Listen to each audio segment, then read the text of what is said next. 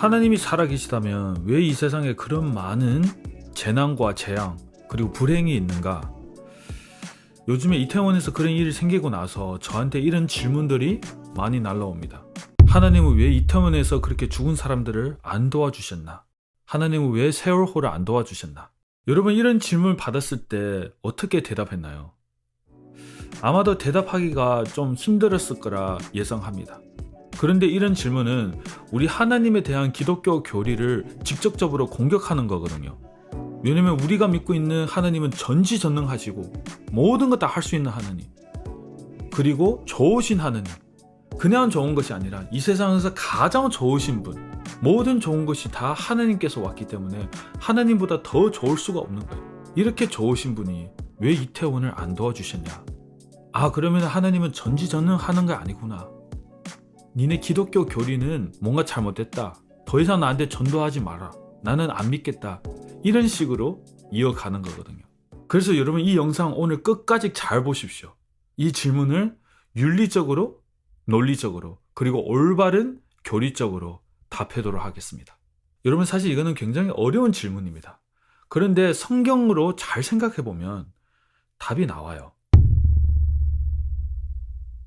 자, 우리 하나님의 속성은 전지전능하신 하나님, 그리고 지극히 좋으신 하나님.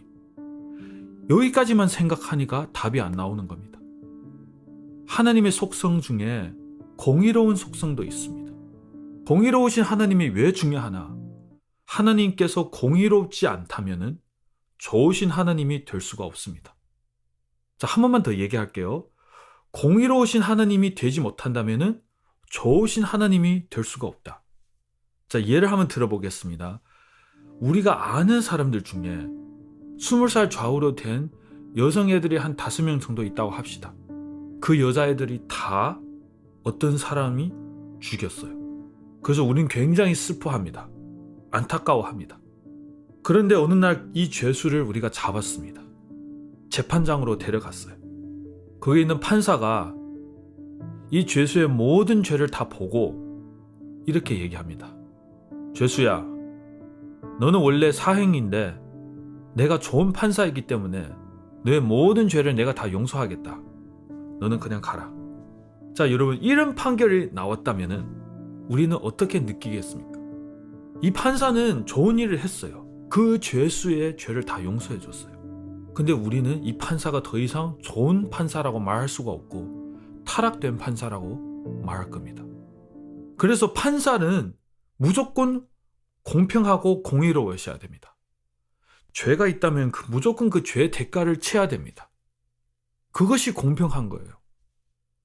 그렇게 해야지만이 이 판사가 좋은 판사가 될 수가 있어요.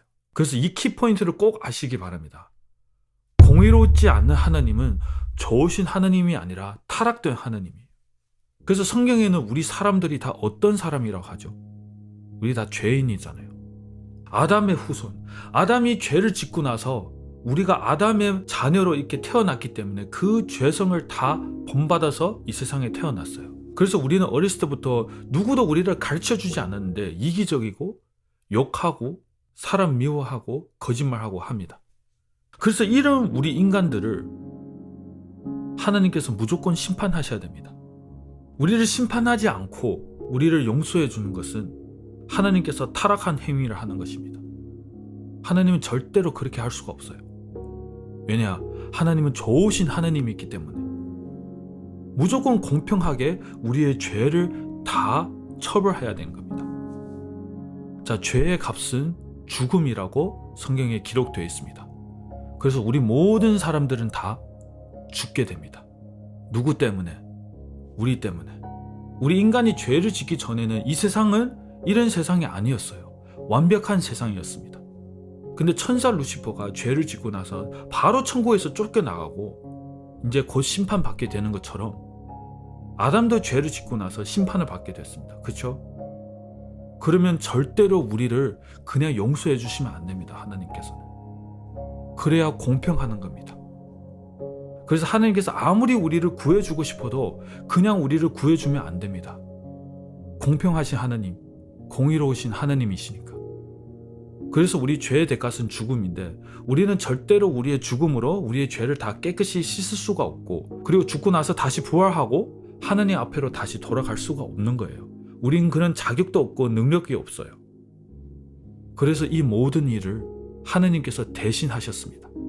하나님이 성육신 하시고 예수님으로 이 세상에 태어나 우리의 모든 죄를 다 짊어지시고 십자가에서 목을 박아 돌아가셨습니다.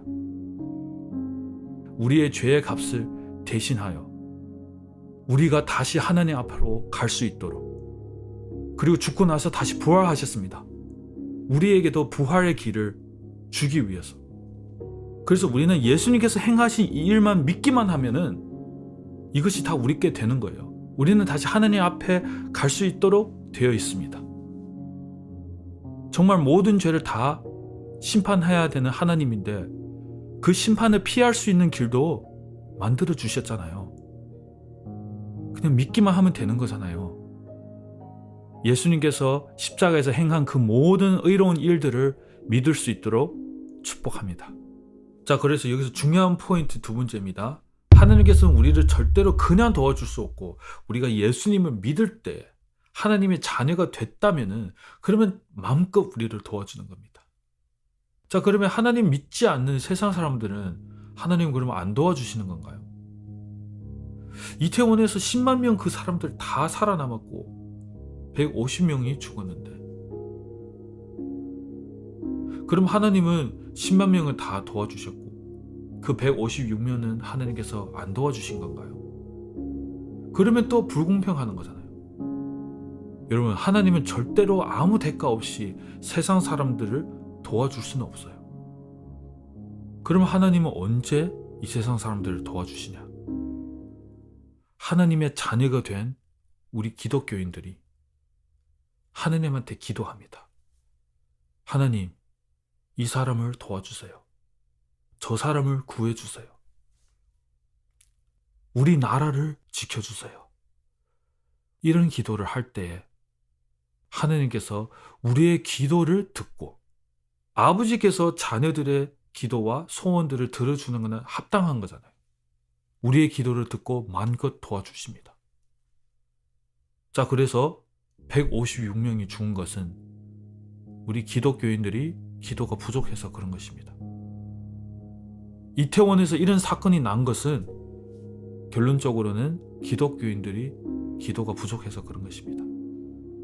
물론 세상 사람들이 이런 귀신 촉제, 이런 문화들을 받아들인 것도 잘못된 거 있지만, 그런데 세상은 항상 그랬잖아요. 이미 저주받은 이 세상입니다. 항상 그렇게 해왔던 이 세상에서 죄를 좀 더 많이 지면 뭐가 달라집니까? 그러니까 결론적으로는 우리 기독교인들이 기도를 해야 되는 겁니다. 우리 나라를 위해서, 우리 백성을 위해서. 여러분, 7, 80년도에 있었던 한국은 기도를 굉장히 많이 했었던 한국입니다. 철야 기도, 새벽 기도, 금식 기도, 기도원에 가서 하는 그 며칠 동안 하는 그런 기도. 그런 기도들이 있었기 때문에 우리 한국이 그렇게 작은 나라가 이렇게 선진국이 된 것이 아닙니까? 그런데 이제는 기독교인들이 줄여졌습니다. 코로나 이후로 더 많은 기독교인들이 줄여졌습니다. 옛날처럼 뜨겁지가 않습니다. 기독교 문화와 세상 문화가 부닥칠 때 기독교 문화는 사라집니다. 여러분, 이것을 바꾸지 않으면 한국뿐만 아니라 이 전 세계적으로 계속 이렇게 나쁜 일들이 생길 것입니다. 우리 기독교인들이 깨어 있어서 더 많이 기도해야 돼요. 하나님께서 마음껏 일할 수 있도록. 하나님은 우리의 기도를 듣고 일하십니다. 기도 없이 그냥 도와주는 것은 그 사람들한테 너무나도 잘해주는 일이에요.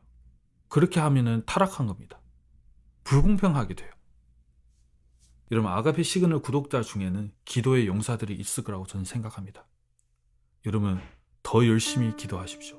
쉬지 말고 기도하십시오. 아직까지 1시간 기도하지 못하는 우리 성도들은 1시간 기도를 채울 수 있도록 여러분 노력하십시오. 우리 나라를 위해서, 이 전 세계 복음을 위해서. 요한복음 20장 32절로 오늘 이 영상을 마무리하겠습니다. 너희가 누구의 죄든지 사하면 사하여질 것이요 누구의 죄든지 그대로 두면 그대로 있으리라 하시니라.